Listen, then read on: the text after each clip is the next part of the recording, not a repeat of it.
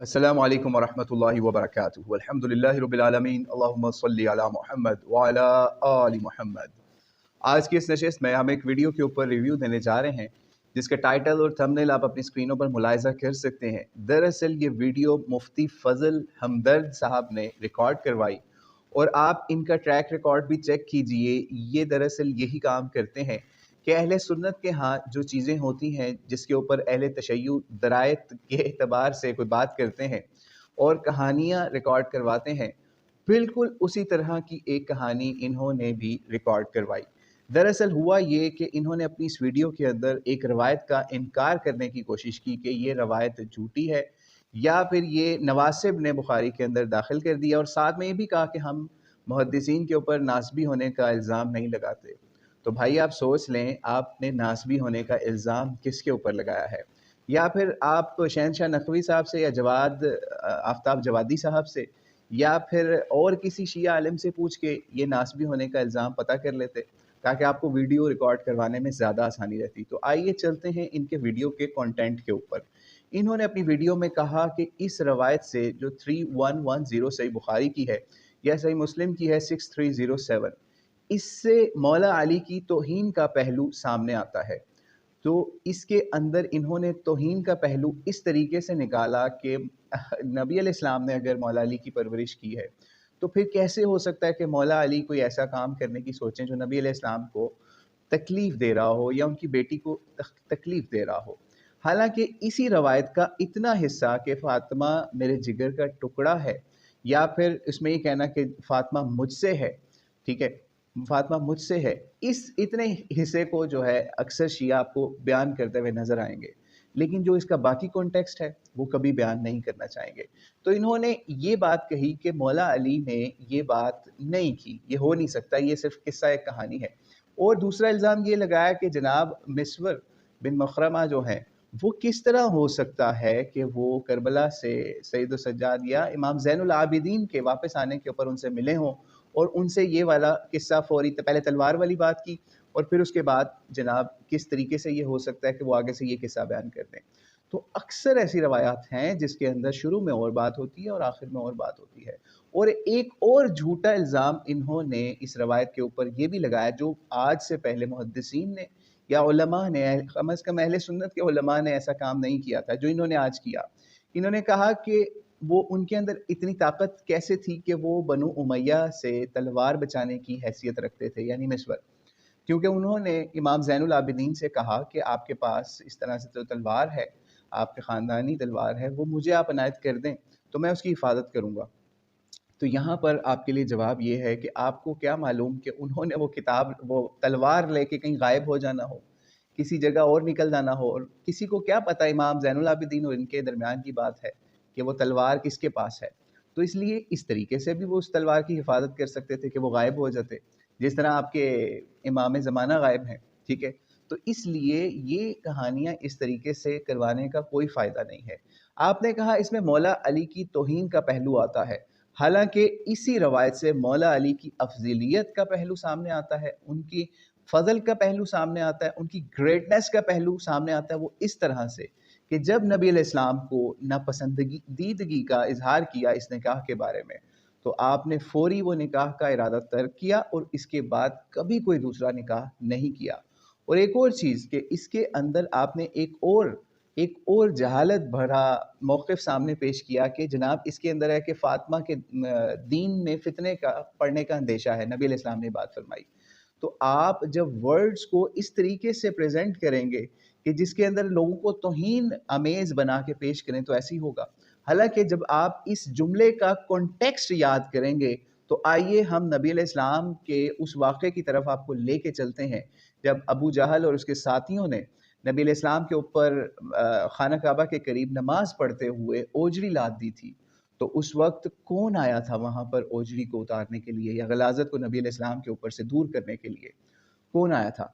खुद सोचिए कि वो फ़ातिमा कैसे उस घर की औरत को अपने शौहर के साथ बर्दाश्त कर सकती है कि जिसके बाप ने इस तरीके से नबी अलैहिस्सलाम को नुकसान पहुंचाने की कोशिश की हो या उनका इस्तेहज़ा किया हो या उनके ऊपर इस तरीके से प्रॉब्लम क्रिएट किए हों और सबसे बड़ा दुश्मन रह चुका हो, اور ابھی ان کی دشمنی کا یہ حال ہے، ابھی یہ بھی نہیں پتا کہ ان کے اسلام کی حیثیت کیا ہے اس کے خاندان کی.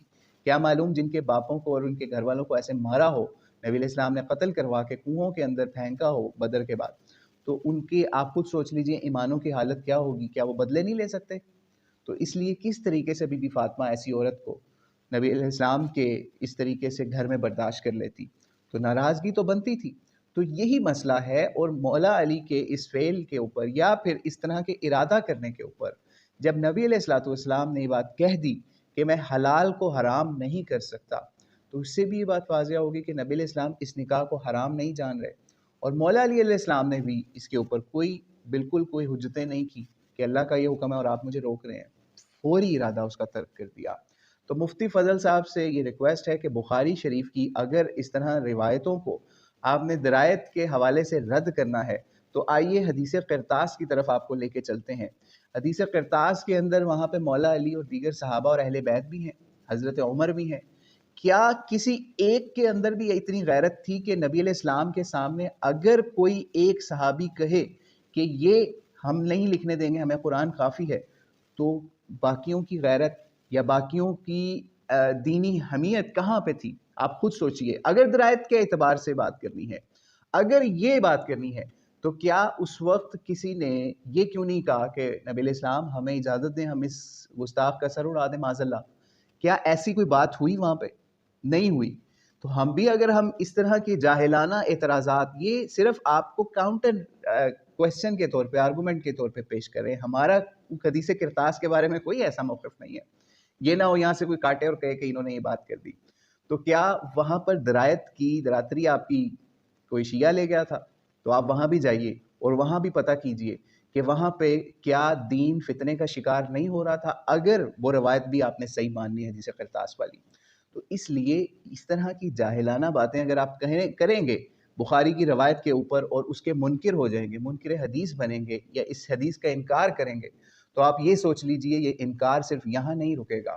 ہم بخاری سے ایسی ایسی روایات لے کے آئیں گے آپ کے سامنے جس کو شیعہ چومتے ہوئے نظر آئیں گے اور آپ بھی اس کو چومتے ہوئے نظر آئیں گے، لیکن اس کے اندر ایسے ایسے سقم پائے جائیں گے، لیکن ہم ان کو اس لیے نہیں بیان کریں گے کہ محدثین نے یا پھر ائمہ دین نے اس کے اوپر ایسے اعتراضات اٹھا کے ان کو ردی کی ٹوکری میں نہیں ڈالا، بلکہ سمجھایا کہ اس حدیث کا، اس روایت کا یہ مطلب ہے، ایسے ہے.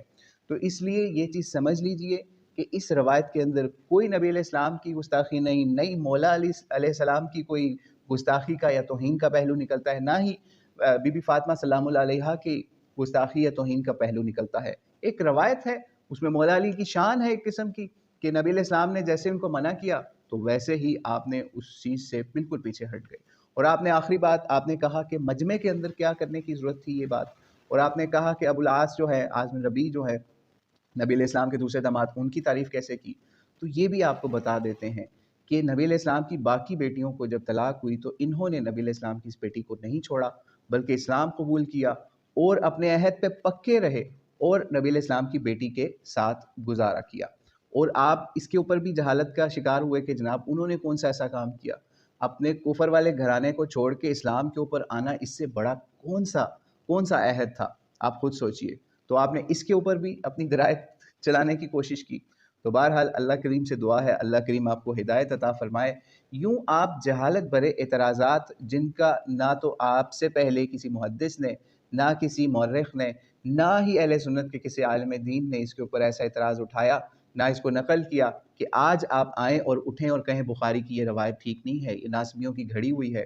تو اللہ کریم سے دعا ہے مفتی فضل ہمدرد صاحب کو دین کے ساتھ ہمدردی والا اور امام بخاری کے ساتھ اور ناسبیوں کی الزام جو ہے امام بخاری پہ لگانے سے اللہ کریم ان کو بچائے اور ہمیں بھی ہدایت دے کہ ہم اہل بیت کا قرب حاصل کریں، نہ کہ ان کے اوپر اس طریقے سے جھوٹے مقدمے قائم کریں جس سے ان کی تنقیص آئے، یا پھر جس طرح مفتی فضل ہمدرد صاحب نے انکار کیا ایسی روایت کا، اللہ کریم ان کو اس فعل سے توبہ کرنے والا بنائے. السلام علیکم ورحمۃ اللہ وبرکاتہ.